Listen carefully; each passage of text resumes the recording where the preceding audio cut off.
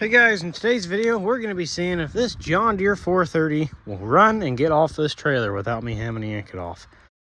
I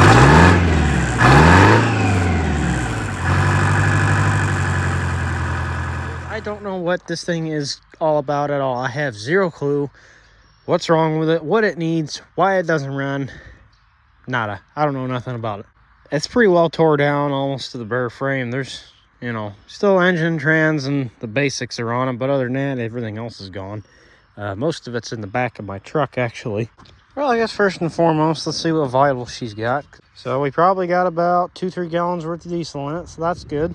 You know, before I get too crazy here, first and foremost, let's just see if the darn thing even kicks over.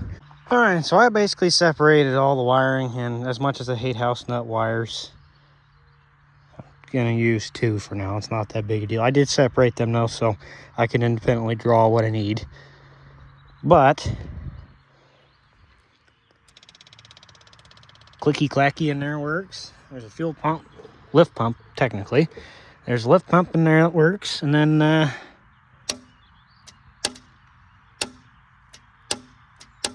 voila, solenoid. All right, ladies and gents, moment of truth.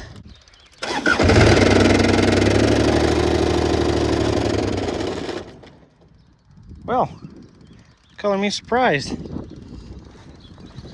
Wow. I was not expecting that at all. Wow. Oh, so that's a hydro cooler. That answered that question. I might just have to suck it up and stick the radiator in it. I think, guys, we have a problem with the gearbox on the PTO, or not the PTO, the mower deck. Oh, yeah. Yeah, you can't even turn that. If you wanted to, it's seized. Let's see if I can get that drive shaft done maybe. It didn't smoke worth the shit either, which is good. It had plenty of oil in it, by the way. Ooh, U-joint shot.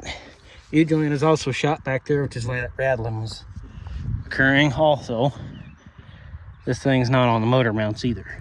So, 2 things making it rattle. You know how I said it was locked up?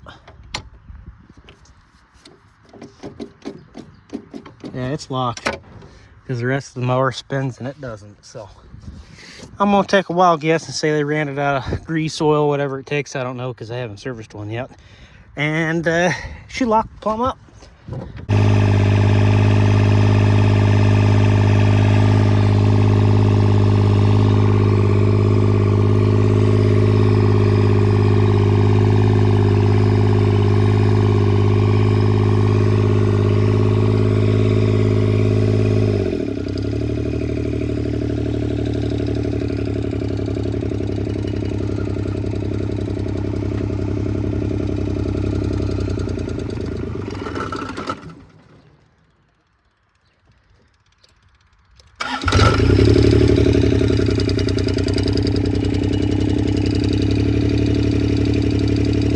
Guess it's still got a restriction somewhere.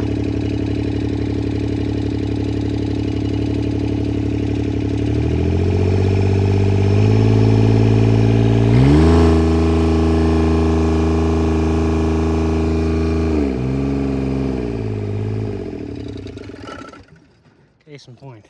Runs good and then it just stalls out. So I think the fuel filter's plugged, or I have a restriction in the line somewhere. Or that lift pump's going bad. One of the 1 in a million chances here.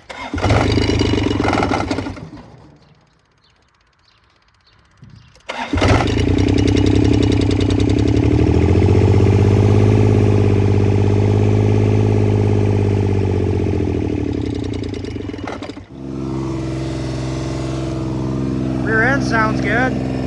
I'm gonna move that battery out a little more and then get the ramps on it, put it in gear and see if it moves. It runs and drives, folks.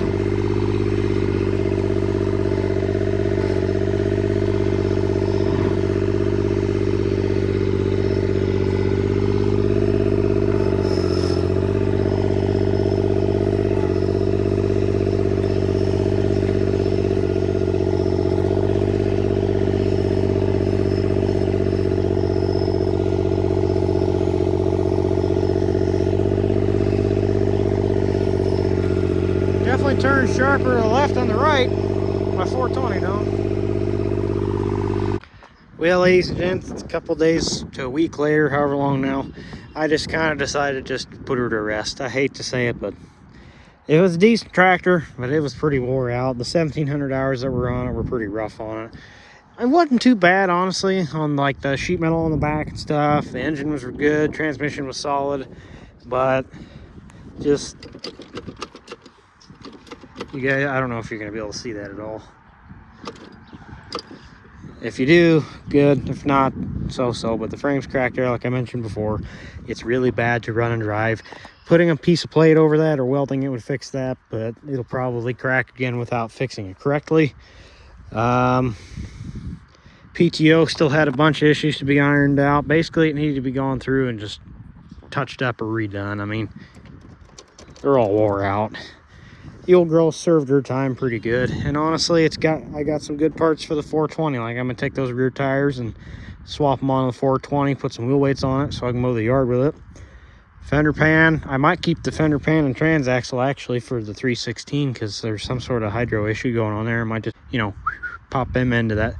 Anyways, thanks for watching the video. Sorry I couldn't appease you guys with it getting running, but sometimes they just don't need to run. I've seen better machines parted out for other machines, so it is what it is sometimes.